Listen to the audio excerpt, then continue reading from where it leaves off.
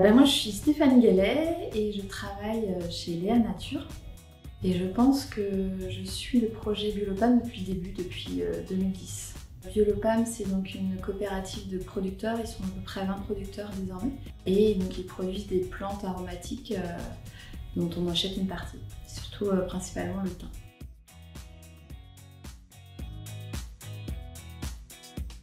On travaille avec Biolopam depuis le début et on a mis en place un contrat tripartite, c'est-à-dire que Biolopam représente la coopérative de producteurs avec qui on s'engage sur des volumes sur 3 ans. Et on a un transformateur, donc on fait un contrat avec ces 3 parties, producteurs, transformateurs et nous, qu'on considère comme distributeurs. L'intérêt, c'est qu'on leur assure de la visibilité, donc ils peuvent planter. Et puis, nous, on assure le débouché. Et puis, on garantit des prix pour pouvoir pérenniser la filière. Et après, on a travaillé aussi avec Biolopam sur des projets plus de fonds. Il y a un appel à projet du fonds Avenir Bio qui concernait la construction du nouveau séchage.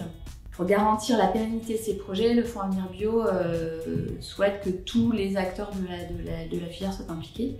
Et donc, on a travaillé justement avec Biolopam et d'autres acteurs du territoire pour leur garantir, on va dire, on a signé comme quoi nous on était garant des débouchés, des ventes.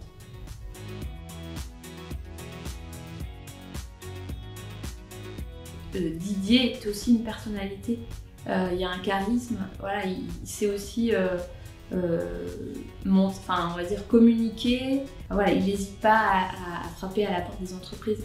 Ça, c'est pas forcément donné à tout le monde. Donc il y a eu quand même ce facteur qui n'est pas négligeable, je pense, dans la réussite du projet. C'est-à-dire que la personne, elle ne s'est pas cantonnée à juste dire voilà, je suis producteur et j'attends. Le relationnel, le fait de discuter très souvent sur nos problématiques qui forcément peuvent ne pas le concerner, ça peut faire quand même boule de neige et au final développer de nouveaux projets. Parce que voilà, on a développé la filière thym, mais on est déjà sur éventuellement d'autres projets ensemble. Donc, la communication, elle sert vraiment à faire évoluer le projet, sur de l'amélioration. Voilà, au début, c'est que sur un produit, une filière, mais après, c'est aussi comment développer l'ensemble de la filière sur le territoire.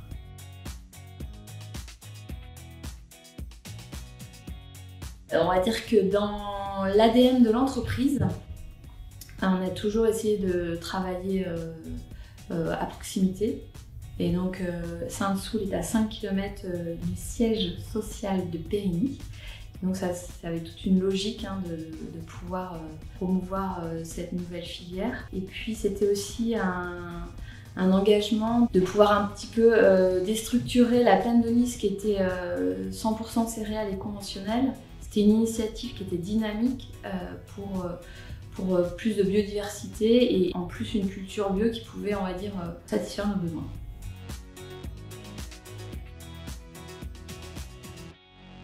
Il y a à peu près une dizaine d'années, ou même plus, on a décidé de travailler sur la relocalisation d'un certain nombre de plantes et on a fait connaître nos besoins en fait au GAP 17. Alors il y avait des plantes, mais il y avait aussi d'autres matières premières, des légumes, des légumineuses. Et je pense qu'en effet c'est une démarche intelligente de se dire il n'y a pas que, on va pas se débrouiller par nous-mêmes, on peut aussi faire appel à des acteurs qui connaissent le réseau des producteurs et d'autant plus quand on est en bio. On va dire que la liste est moins grande, mais on est directement au bon groupement en fait.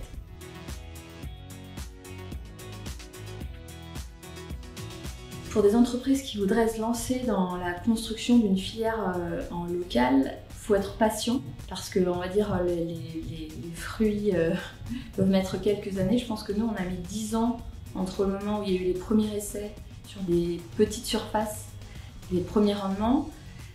Et aujourd'hui on peut dire qu'avec la filière Biolopam on atteint un niveau de saturation où on arrive à satisfaire tous nos besoins. Voilà, donc il faut être patient, il faut aussi savoir écouter, c'est aussi une relation humaine avec des producteurs. S'il y a des besoins autres, on peut nous aussi être acteurs contributeurs pour soit des soutiens de conseils, de financiers pour des investissements machines, outils, etc.